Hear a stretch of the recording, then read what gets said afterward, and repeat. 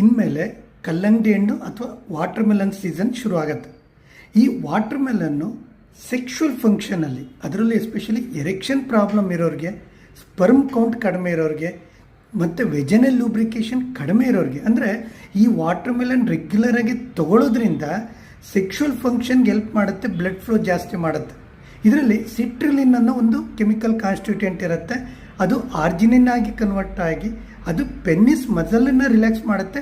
Just like ವಯಾಗ್ರಾ tablet ಏನು action ಮಾಡುತ್ತೆ ಆ ಥರ ಎರೆಕ್ಷನ್ ಪ್ರಾಬ್ಲಮ್ ಇರೋರಿಗೆ ಹೆಲ್ಪ್ ಮಾಡುತ್ತೆ. ಎರಡನೇದು ಸ್ಪರ್ಮ್ ಪ್ರೊಡಕ್ಷನ್ಗೆ ಹೆಲ್ಪ್ ಮಾಡುತ್ತೆ. ಮೂರನೇದು ವೆಜನಲ್ ಲ್ಯೂಬ್ರಿಕೇಷನ್ಗೆ ಹೆಲ್ಪ್ ಮಾಡುತ್ತೆ.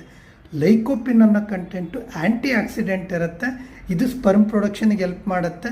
ಇನ್ನೊಂದು ಜಿಂಕ್ ಅನ್ನೋದಿರುತ್ತೆ, ಅದು ಟೆಸ್ಟೋಸ್ಟಿರೋನ್ ಪ್ರೊಡಕ್ಷನ್ಗೆ ಹೆಲ್ಪ್ ಮಾಡುತ್ತೆ. ಜೊತೆಗೆ vitamin A, C, potassium, magnesium ಇವೆಲ್ಲ ಸೆಕ್ಷುವಲ್ ಮತ್ತು ರೀಪ್ರೊಡಕ್ಟಿವ್ ಹೆಲ್ತಿಗೆ ಇಂಪ್ರೂವ್ಮೆಂಟ್ ಆಗುತ್ತೆ.